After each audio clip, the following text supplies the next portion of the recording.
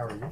How was your trip? I'm super excited about this. Good. We drove the entire time to New Jersey, and then we came back, and then my husband decided, like, last time we're going, driving, now we're gonna fly from now on. We'll see what else comes at 5 o'clock. The thing, but I like Tomorrow. the drive. No.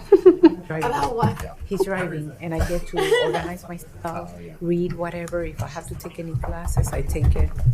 Take them during that time. Oh, okay. So you're able to. Yeah, that's for me, but not him. To hug this He's human like tomorrow. all nonstop Oh, is she gonna be home until we get back. Came home last night, so she's at her dad's. That's his family. Just want my human. Okay.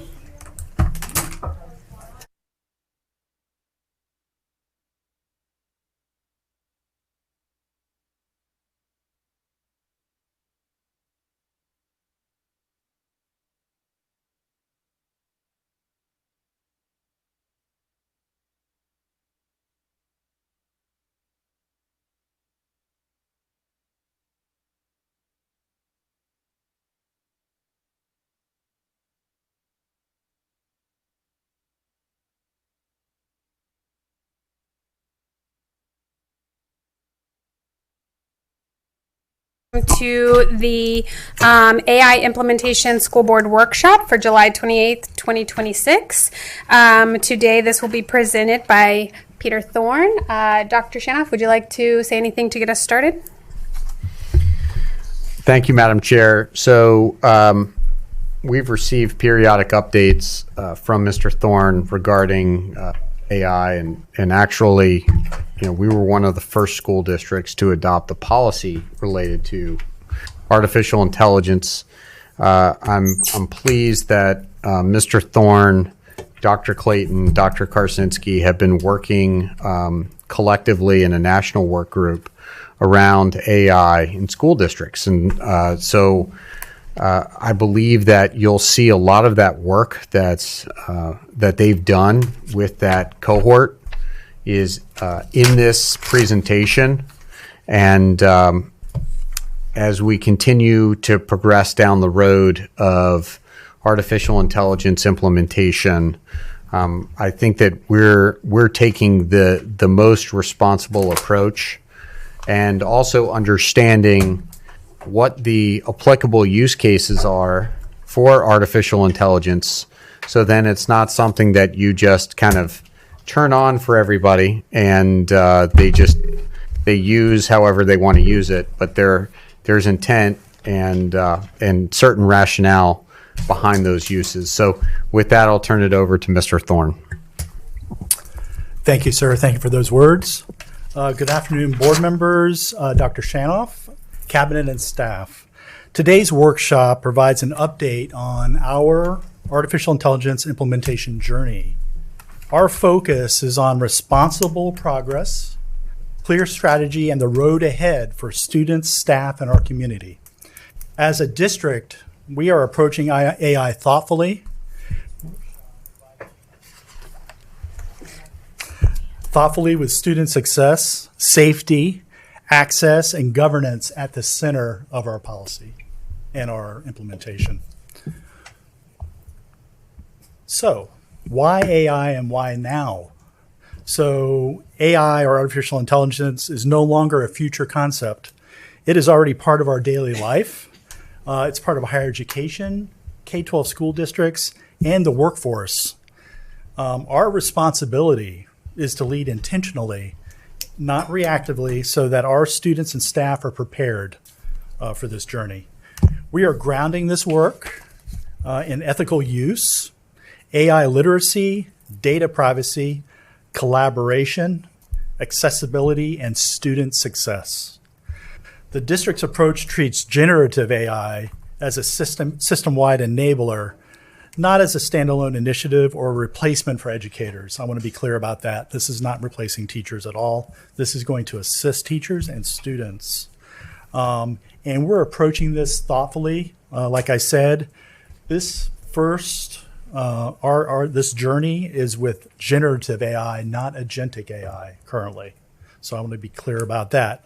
Although we are slowly reaching out into the agentic world.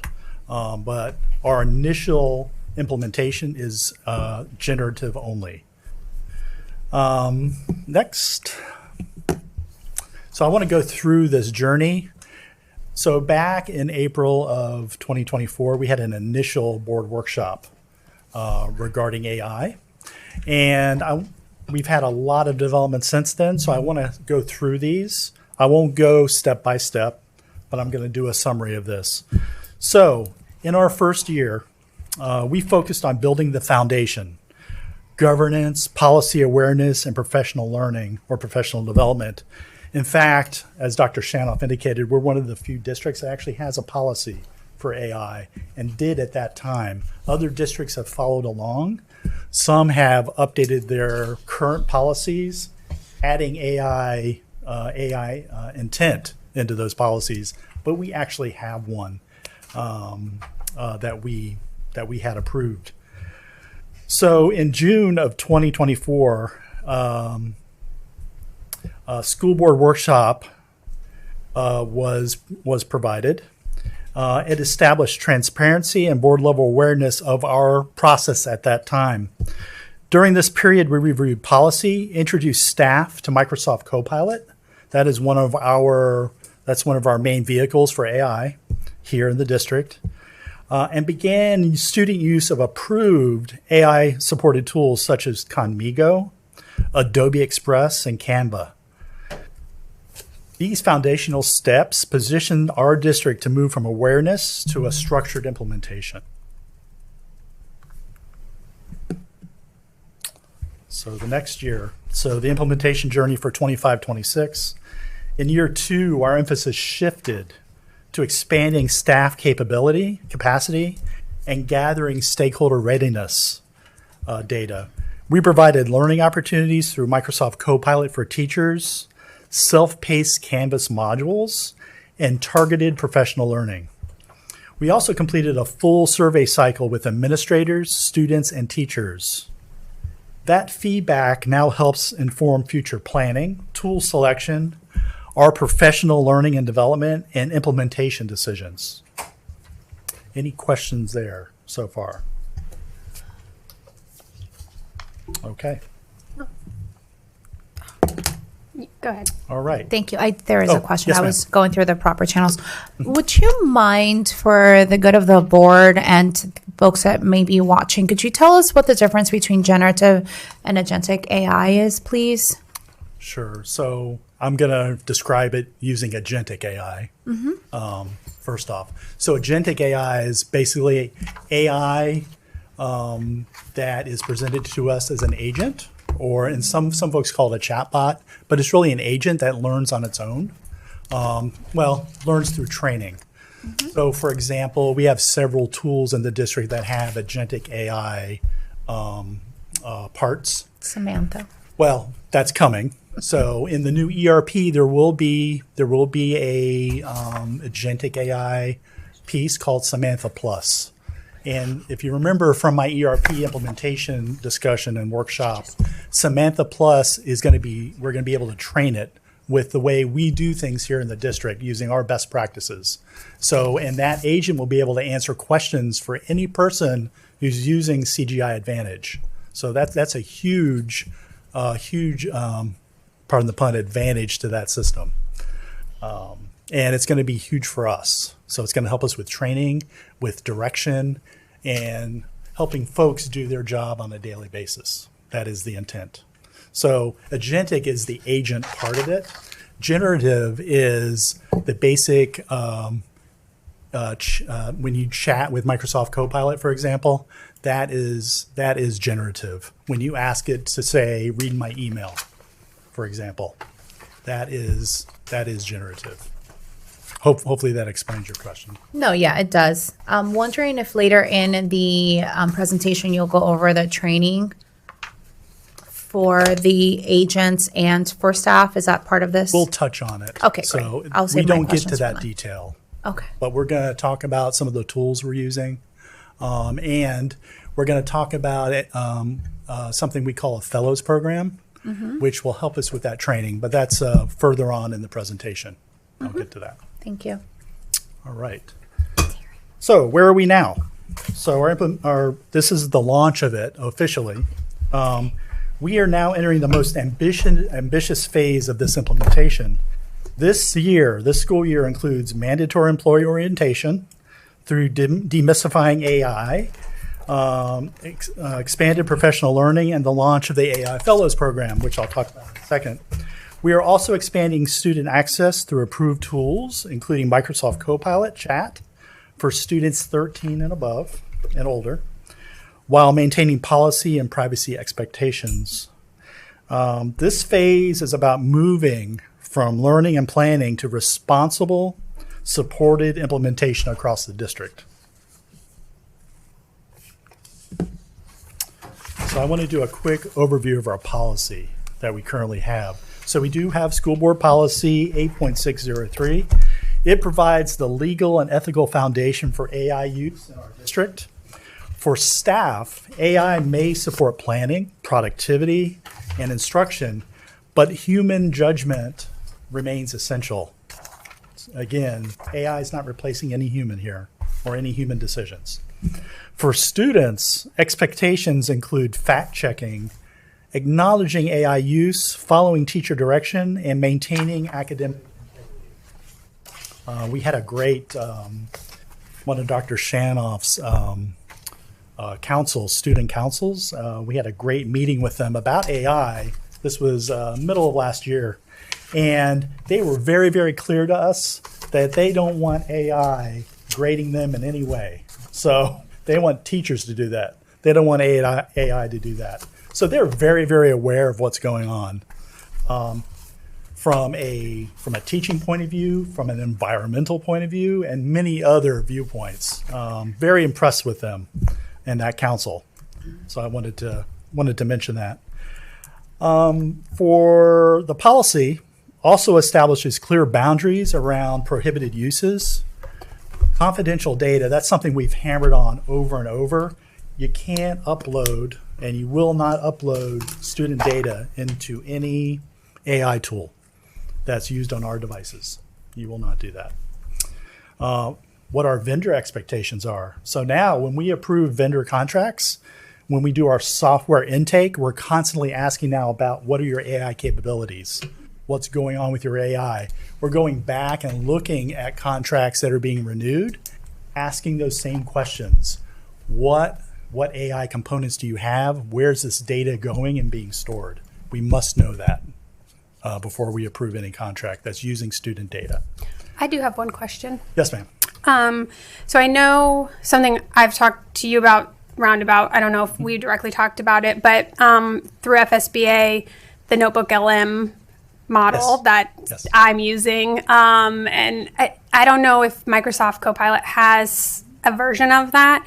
You mentioned no personal data, but is there a way that, so do we have a closed source? We do. Okay. So, and if they were to put, so if teachers were to put, I'm just thinking in the way of like analyzing data from, test scores or things like that. So if they want to see trends or looking for something, are they able to upload something like that where no identifiable student information is? They can do that. Okay. Yeah, anything that's anything that is aggregated, for example, they can do that. That's not a problem. Okay. So, but specific student indicators like ID numbers, names.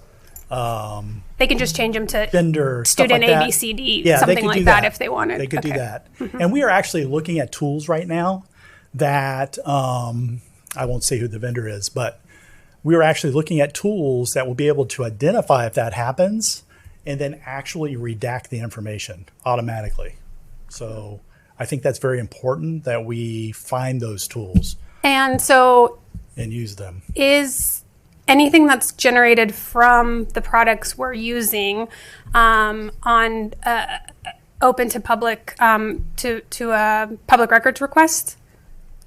So it could be. It depends on what it is, just like with any public records request. So, for example, if you fed a bunch of emails into it, I would think that would be discoverable, for example. But we've not had that happen. So, and I'm not the attorney. Yeah, I was so Sarah, do you know if there's anything that's coming from the state yet in regards to like how public records requests are being handled with AI? No, there is not anything. What we have been doing within discussion with my colleagues is when we do get a request and it is AI, we are, at least Giselle and I, we are responding, recognizing that it is AI, but we still have to respond to all of the requests. It has become incredibly burdensome. Some of my colleagues have spoken about needing more staff and more time because it's just the volume is so much. You're referring to AI generated requests, Yes. though, correct? I think you're referring to If they're wanting to request something that was was an generated. output from Yep. So if there's something that's an output from AI, the AI Samantha that we're working with would they have that? No, that it wouldn't be that one. It'd be something generative, probably. So in other words, I'm staff X, and I've fed in a bunch of emails, say about a particular student or something like that. That would be discoverable, I would think, and we should provide that. So, Dr. Dr. Shannon, So Shannon can I address this? Yeah, here's the I thing. don't- It's a If great anything, question. Of how it's if being anything, if it meets the criteria of a public records request, AI generated or not, it will be provided. yes. If information needs to be redacted because it's PII, then it will be redacted. Same rules apply, no matter if it's AI generated or not. Okay, thank you. Ms. Castillo, you have a question? Thank you, sir. Yes, ma'am. Thank you. Regarding the vendor use, I know you spoke about us knowing where their data is stored. Curious to know a little bit more about that and how decisions are made about whether or not we do business based on where their data is stored. I feel like you've talked about this requirement of having servers in the states versus out of the states. Whether it's AI or not, we always check that because of FERPA requirements. So we want vendors who are storing their data either on servers inside the United States or in cloud regions inside the United States. So for example, Amazon, Microsoft Azure, they all have regions that you can store data inside the United States and actually select that when you're building a product. So we have pushed back many times on vendors who have data in Europe or, God forbid, in Russia or someplace like that. We would never allow that. We have actually had contracts that have fallen through or have been vastly changed because we need to make sure that all of our data is secure and that there are supports in place. We have also considered certain vendors over other vendors depending on where information is stored and how information is used. So we are incredibly careful with This that. has been a question on our software approval process that we've been asking for 6-7 years now. Oh, perfect. So, yeah, we asked this question. I do have a follow-up question regarding data. So you also, we talked about, we're storing the data. That was the first part of my question. The second part of consequences for data breaches that are outside of SDOC. So these folks, these partners they have access to our data.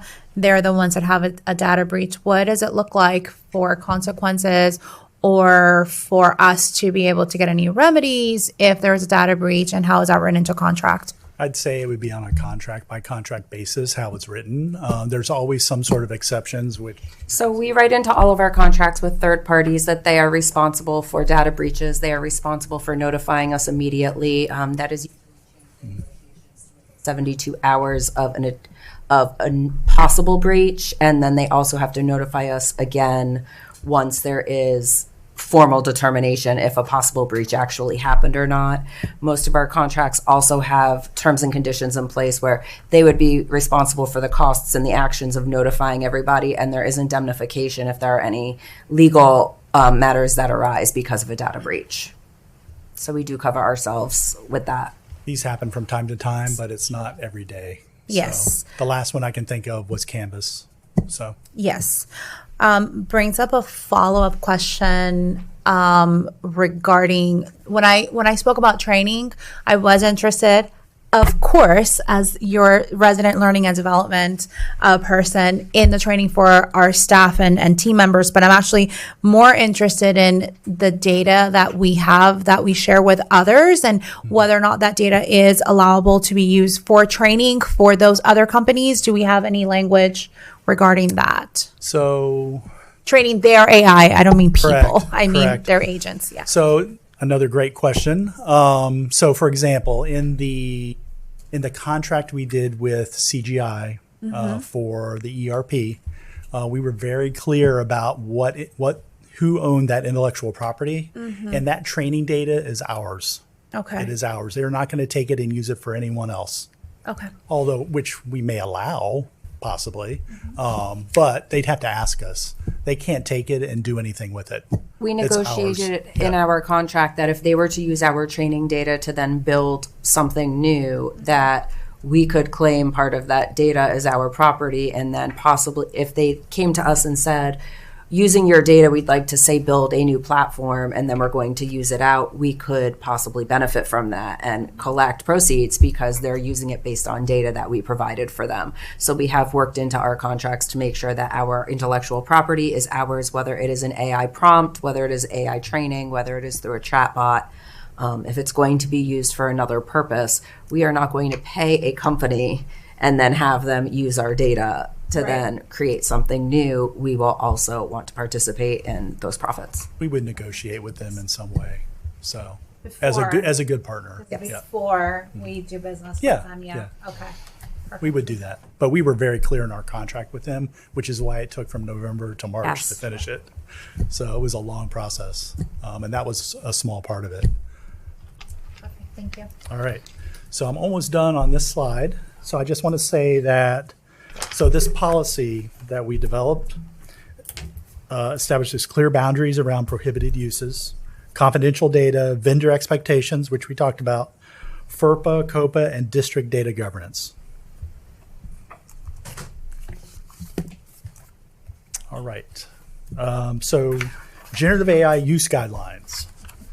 So these guidelines clarify that AI is a thought partner, not a shortcut. Sorry, Mr. Yeah, sorry. Ms. Yes. Bronson has a question. You need me to go back?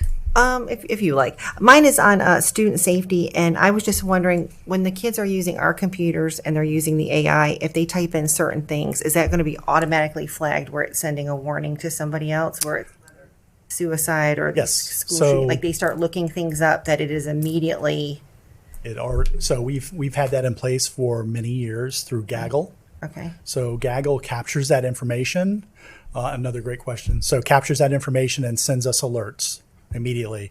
Sends alerts to a lot of the staff here in cabinet, as well as the school administrators. So at any time of the day and night. So we will get an alert from Gaggle. okay, so even if they're home and they are looking these things up on our school Absolutely. computers, okay. Yep. And it's then- because of the filter we have on our devices. Okay. Automatically is reporting and interfacing with Gaggle Okay. automatically. And then does it keep records of what the students have been looking up? If in case parents want to know later? There's logging, like in Microsoft Copilot, there would be logging for that. So that we could do like can a history search, just like as the teacher in the classroom to see what's going on, or as a parent? Yes. So we have multiple solutions for that. So right now we use a tool called Aristotle in the classroom, and that's for classroom management. And the teacher can see anything that student's doing or typing on their device right now, and they have the ability to block what they're doing in Excellent. case it's inappropriate. Okay, That's fun. They can do that. that was it. But we are tracking things. Okay. So, all right, I will jump to the next slide. All great questions, by the way. Thank you. So generative AI use guidelines. These guidelines clarify that AI is a thought partner and not a shortcut, like I said. Human review is required before AI-generated content is used, whether by staff or students. Transparency, attribution, critical evaluation, boundaries, and ethical awareness are core expectations. So I want to repeat that. Transparency, attribution, critical evaluation, appropriate boundaries, and ethical awareness are core expectations. Ethics, that's very important. Instructionally, AI can support guided inquiry, personalized learning, formative feedback, collaboration, and productivity when used responsibly.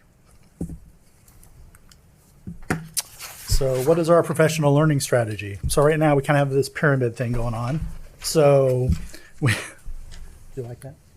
Okay. We have sustainable AI implementation. It depends on staff capacity, not just access to tools. So I want to be clear about that. Just because they have a fancy tool doesn't mean they have the time to use it. Although that's one of the things we're looking at is how much time savings are we going to get from that? So that's important.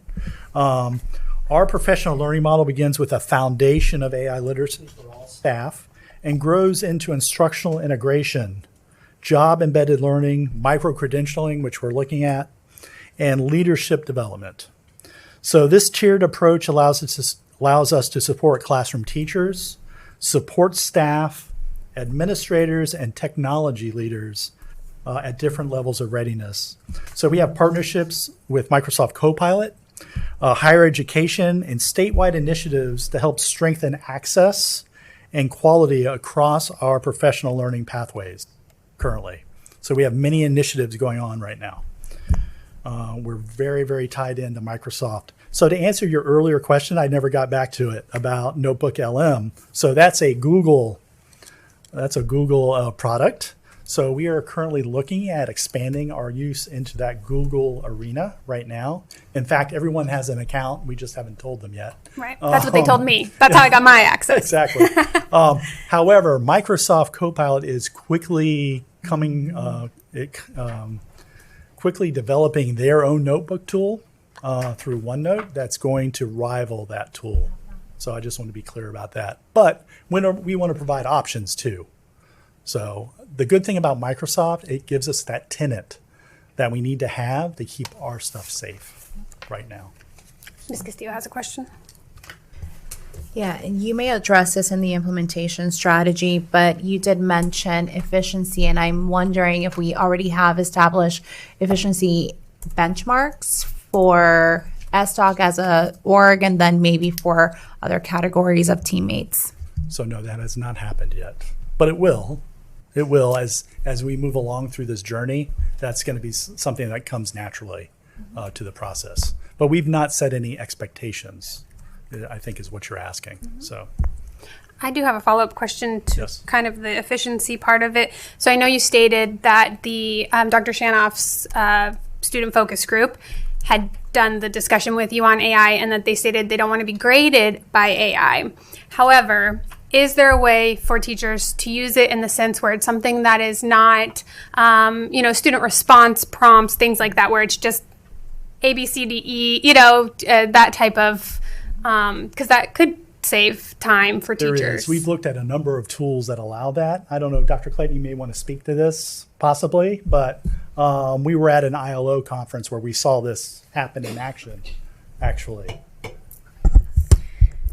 for letting me call on you. Absolutely, no problem at all. Yes, no, there are many opportunities. The ILO network really was myself and Dr. Karzinski went originally by ourselves, and we said, we need Mr. Thorne to join us because he's been doing all the back side of the house things, and we are the teaching and learning side of the house, and we needed to bring the two parts together. And the whole point was, how can we be better, more efficient, more effective, have more impact as teachers and free up some of their time to really get to the individual students. So there's a plethora of ways to use the tools for differentiating instruction, ways to develop similar test type questions to get ready for the state assessments or for formative assessments. There are tasks that can be generated specific to student types of learners and whatever their academic levels are. And so we've been embedding all of that into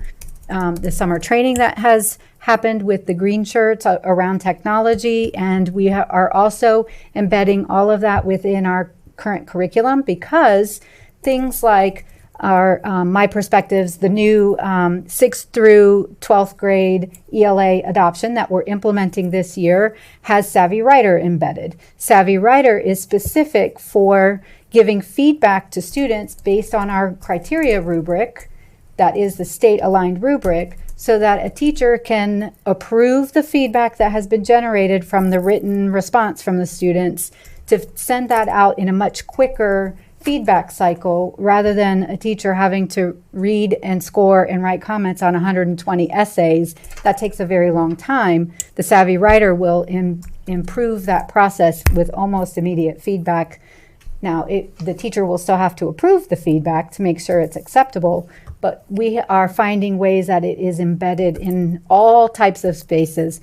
A very big success story this year is our alternate assessment for our ESE students. We were creating the scenarios for teachers to be able to make sure that their students were exposed to what is expected of them on the alternate assessment. We were able to replicate and build question types, and so we found a lot of success in places that we were taking a long time to make things happen, even from the district level. And it's still optional for teachers. They're not required. So say there's a teacher that wants to still read 120 papers and give feedback. Absolutely. Yeah, okay. Yeah. Ms. Castillo, you have a question? I do. This may be answered later, but I was wondering, as you were talking about the implementation in the classroom, how we are educating our stakeholders, i.e. our parents, especially since this might change maybe some of the ways in which their littles are engaging with the material. So I see a stakeholder participation section here, so you might go into that later, but if not, just wondering how we are engaging parents in the conversation. We will definitely be engaging them through various ways, through direct contact, through surveys, things of that nature. So that will be happening. Well, I know. I mean, I don't know how this would be done, but like open house, for example, introducing like this new thing. Is there a way that we can help to educate them as well, so that they're on par? Maybe not on par, but they are at least introduced to some of these tools that are being used in the classroom. Is really where my question's going. Right. So many of the tools I'm about to mention have been in use for a couple of years already. Okay. So hopefully the parents know about that already. However, there has been discussion about having AI discussions virtually and having open type meetings where parents can join, where we can get those questions answered for them. Madam Chair, just a question about training for our staff. Yes. Is this something that's going to be mandatory? Because some of them will probably decide not to. Yeah, so this year's employee orientation through our technology assessment, we call it TAST. Through that handbook, there is training in there for AI currently. So it's a demystifying AI overview for what we're doing in the district. And there's also other vehicles for training. We currently have Canvas courses that anyone can take for AI to understand how we're using it here and what we're doing with it. And my other question is, how are we going to get updates in the implementation as a board, like reports and? However you would like. So as often as you want. We can come back as many times as you would like for us to. So absolutely, it's the board's pleasure as to how often and in what format these updates are provided. I will say at some point we're going to be updating our board policy also, because AI is changing so quickly. Mm-hmm. It's changing on a weekly basis, so we have to try and keep up in some ways. So that's going to affect our policies and how we're implementing them currently. So that will happen. Thank you. But I will come back as often as you'd like. So. Thank you. Or provide written updates also. I can do that too. Any other questions? All right. So next is student and staff AI strategy and approved tools. So our sustainable AI implementation depends on, wrong one. SDOC's AI strategy is focused on literacy, responsible use, and equitable access. For students, the goal is to move beyond simple exposure AI and build structured AI literacy and fluency across grade levels. Approved student-facing tools include Microsoft Copilot, Conmigo, Microsoft Reading Coach, STEMscopes, Chatbot, and Magic Student. So Magic Student's at the CTE level, by the way.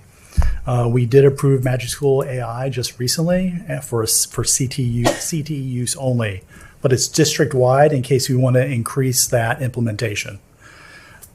So we've done that, and it's with age-appropriate access and teacher guidance. Staff tools such as Microsoft Copilot, Microsoft Teach, Magic School AI, Progress Learning, and content-specific tools support lesson design, feedback, differentiation, tutoring, and productivity.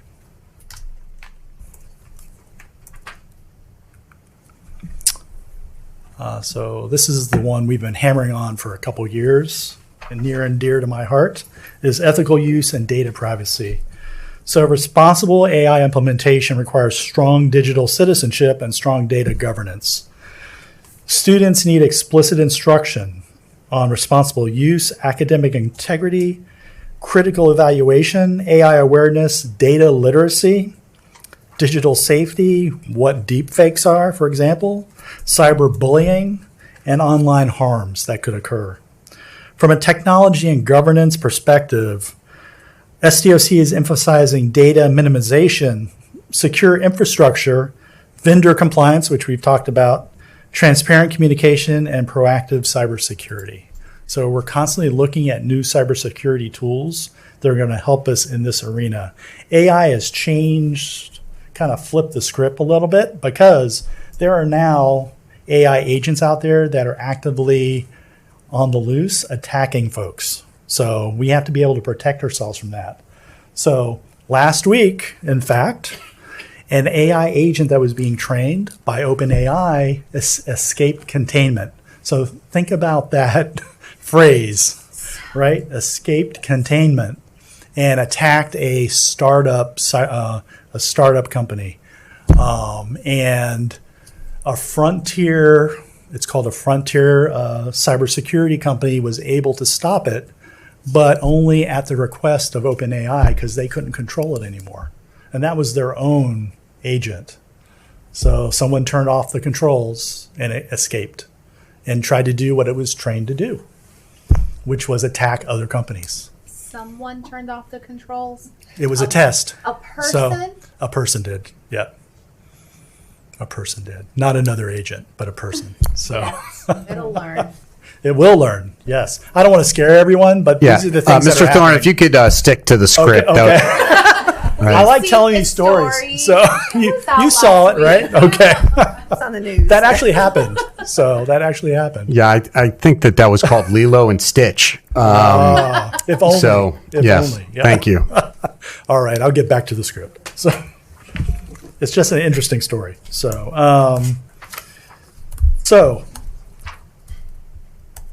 these protections are essential to maintaining community trust as we expand our AI use.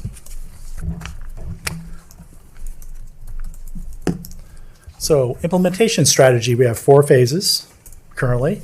So our roadmap follows 4 phases: engage, construct, expand, and reflect. This phased model helps us scale intentionally from readiness and governance, which we've established, to broader implementation and continuous improvement. So that's the thing. We're going to always improve here, continuously improve.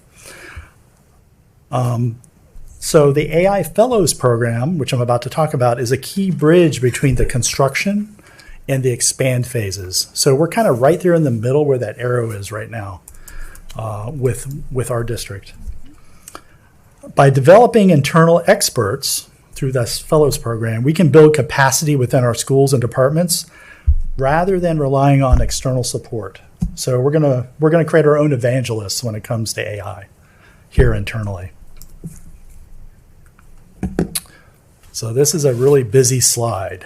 So I kind of combined a bunch of stuff into one slide, and I used AI to do it. So, but it's very concise. So I made Dr. Shanoff laugh, which is good. So As long as you're not laughing at me, so that's good too. So we're going to have something called the AI Fellows Program. So it's designed to build responsible AI capacity across the school district. The program will include a cohort initially of fellows, we're calling them, between 20 and 30. We don't have the exact number yet, but it's going to represent instructional and operational areas. So we're going to split it 50%. 50% will be instructional, 50 operational, because we all bring different things to the table and we have different needs, right, in our areas.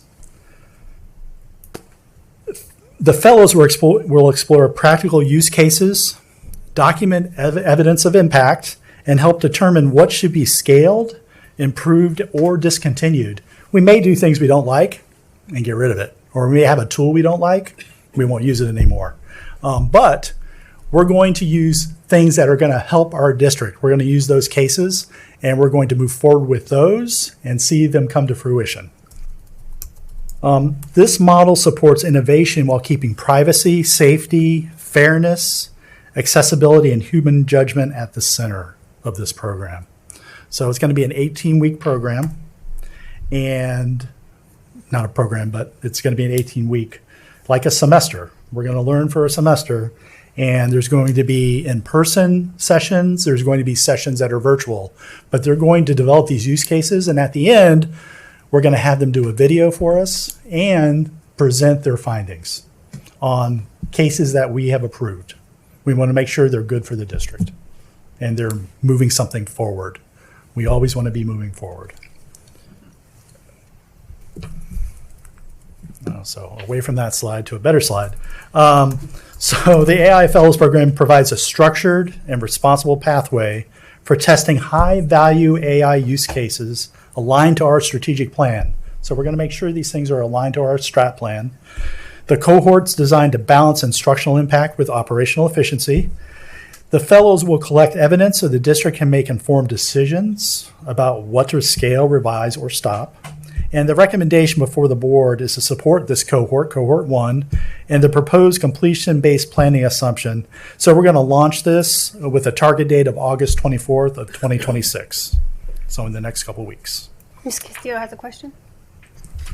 This is a Greenbelt project. Yes. Yeah. Okay. Thank you. Yes. So are they the case studies that you are they're coming up with these case studies, and then we will vet them. Whomever the brown belts or black belts, whatever, will approve them working on it? Yes. Okay. We'll determine what should move forward and what shouldn't. And If it shouldn't move forward, we'll get new ones. So yeah. not new people, but new ideas. Do they have to, for this fellowship program, I mean, I don't know. I guess I have to read a little bit more. Are they getting credit for something, or it's just like going through it? No, And they're going to go through it. There's going to be a small stipend, very small, but it's really the access and the use of the tools and providing the momentum forward for our district. That's really what they're doing for us, this very first cohort. And we're going to make sure we're going to see this through with the first cohort and make sure their stuff comes to fruition and that we're using it before we move forward with any additional cohort. We want to see how this goes. This is beta. So how are we selecting the folks to? Yeah, so I have a whole other set of details for the fellows program, which is not included on the board workshop, but I can send it to each of you. Okay. But it's very detailed about how we're going to select and what the mechanisms for selection will be. And like I said, we want half instructional, half operational. Okay. This sounds like a great place for them to find those efficiencies and those. Our MITD department, our green shirts are going to be heavily involved with this, heavily. They're going to be running this program because it's really up their alley, right? So that's what we want them to do. And they're very excited about it. Thank you. All right. Great questions today. Thank you. So monitoring and evaluation, this helps us with continuous improvement. So AI implementation must be measured by impact, not simple usage. So if I were to show you the usage right now, you'd be shocked. what's being used right now in Microsoft Copilot and the number of hours that are being used. So I purposely did not include that. So, Like a lot, but or- I can or let you not a know it is a lot. A lot. So it is a lot.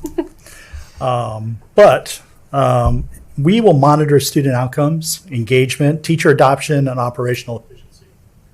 The completed administrator, student, and teacher surveys that we've done provided us a starting point for understanding readiness and our needs. And this monitoring cycle allows us to adjust, scale, and report progress transparently as the implementation continues. So this is the information you'll probably want to know going forward, like you asked, Board Member Garcia. Are we able to get something from you that kind of aggregates what the outcomes were of these 3 surveys? Yes, Okay. we can do that. Yep, I have that data. Thank you. Maybe make a note of that. I'll send that to each of you. Ms. Castillo has a question. Yes, ma'am. Yes, you brought up the usage, and this, I may not know enough to be asking the question correctly. One of the things that's could be a little worrisome potentially, and you let me know if I'm on the right track here, is the more that we use the AI, the more tokens we're using. I'm getting a lot of, when I'm using it, I'm getting a lot of like, you gotta wait. You've used too many tokens. Right. How does that work with our enterprise solution? Well, do we have any like guardrails in place so that we're not using so many tokens that we're being charged? I've heard companies are like spending millions of dollars on the usage. So that's a great question. Yeah. So a lot of the tools we have currently it's based on the licensing that we have. Okay. It's the same is true with Microsoft Copilot. Yeah. So right now we have I don't want to say unlimited, but we have per staff member, per student, we can use Microsoft Copilot chat. There's no limitations right now. Really, those limitations come when you're building agents Yeah. and how those agents are used, which we're not really delving into right now. Although I will say we've bought a certain number of licenses for agent building to explore that. But I'm not really ready to talk about that part of it yet. That probably will come on another update. We're going to have a cabinet level study of those agents coming up. And I'm assuming this training that folks are going through includes prompt engineering. Some of it does. I will say most companies are getting away from that now because now AI can do the prompts for you. So through simple English questions. Before, Yeah. a long time ago, like a year Like ago, 6 months ago? 6 months, you'd have to be very careful about what you type. Right. Now you can have an agent or another agentic AI do that for you. Okay. Well, a lot of times I'm seeing they're asking me questions even if I'm not telling them to ask me Oh, questions. yeah. Correct. We're using Claude. Yes. Yeah. Correct. Yeah. Claude is very good at that. So yes, some of these tools we've blocked, by the way, including Claude. That's on my personal. Okay, personal's fine. Yeah. Here in the district, we did. Just to know about why we're blocking that one, but we'll talk later. Yeah, that's a different discussion. It was some of the things they wanted from instructors to get them verified as instructors for the district. It was very personal and intrusive. Got it. So we said no. Okay. All right. We're almost there. So future outlook. So our AI future must be community owned, responsibly governed, and continuously improved. We will continue to engage families, business partners, higher education partners, and local organizations as part of a shared strategy. Future growth will depend on continued professional learning, structured pilots like our fellows program, stakeholder participation, and strong guardrails. Those guardrails are already in place currently through our governance. Our core principle remains clear. AI will augment, not replace human expertise, relationships, and decision making. Will not replace those.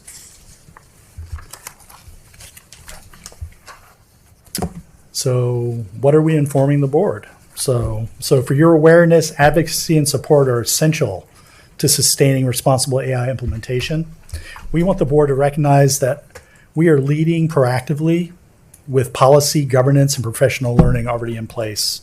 We're asking for continued support for professional learning, infrastructure, approved AI tools, and the AI Fellows Program, and student access. We will continue to report progress through monitoring and evaluation because this work is an ongoing conversation with the board and our community. So the main reference to this document is our AI guidance document, which was not included, but it's a very large document that we've been working on the last year. And I can get that to you too if you'd like. That document has many, many, many references to other things and other districts too, and some of the things they've done. So this presentation is grounded in our AI implementation guide that was recently updated on July 15th. This reinforces that the board workshop is connected to a broader district planning document and not a one-time presentation. I want you to be clear, this was not thrown together. This is a year's worth of work currently. This guide should continue to serve as a living reference as technology, policy, and classroom practice evolve. And questions. So I welcome the board's questions and feedback, and thank you for your questions so far.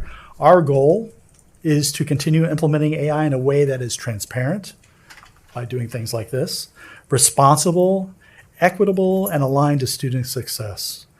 We are committed to keeping the board informed as our work moves forward through professional learning, student access, governance, and of course, measurable impact, because that's really what you want. You want to see outcomes that we can measure with this tool, these tools. So thank you so much. Mrs. Bronson has a question. Oh, Yes. I've spent my life in K-5, mostly kindergarten, and since COVID, I have noticed an influx of AI with the kiddos. And we do a really great job as a school district. In the morning with the announcements, we have like videos and songs and things about internet safety and stranger danger. And then we have somebody who pushes in once a year for about 4 days talking about like your personal safety and not giving away information. My concern is, being in kindergarten so long, that the kids, we do so well at that, they will start telling me that there is somebody in their house asking them questions, or somebody who's friends with their parents that has no hands and no face, somebody who knows, and it's AI. Mm-hmm. When you like think about it though, they don't know this person and they think it's an adult, because you can also change the voice, you know, and they think it's a trusted friend. And so that we really implement something where there's safety, mostly even at home, but just where we're doing something on the announcements like that, how we use safety with strangers and computer internet safety, where you're not giving your home address and stuff to people, but that this is not an adult in your life, right, or a trusted companion that's either giving them advice or, yeah. Yes, ma'am. So, go ahead. So this is actually, it's actually addressed in a lot of the things that we already use. And will continue to be built out in resiliency lessons and those things. Yes, I think that one of the issues that we found with the use of AI is that a lot of people, not just young people, but people in general, have utilized AI to combat loneliness, and AI companies have now taken on some social responsibility around putting parameters in place that tries to make these safer. You're exactly right. We probably cannot reiterate the message enough around how talking with a trusted adult, a live person, is much safer and more preferable than interacting with somebody online or a bot, which presents as a human. And so that will be, I think that will be an end that we will constantly be chasing after. But it is worth chasing, because you're right. We'll end up in a situation where a student could potentially end up entering in the wrong type of prompt. And then all of a sudden, something bad and catastrophic happens. That's where I'm actually very happy that we've got Gaggle in place, because Gaggle provides that backstop when students are using our device, our accounts. So the student number at students.osceola.net. Those are things that we're able to get visibility on, which is a good thing.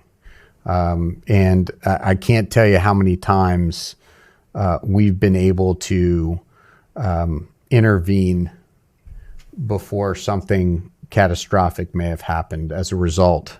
AI does complicate that, but the good news is that our partners at Gaggle will overlay on that network no matter where the student is taking their account.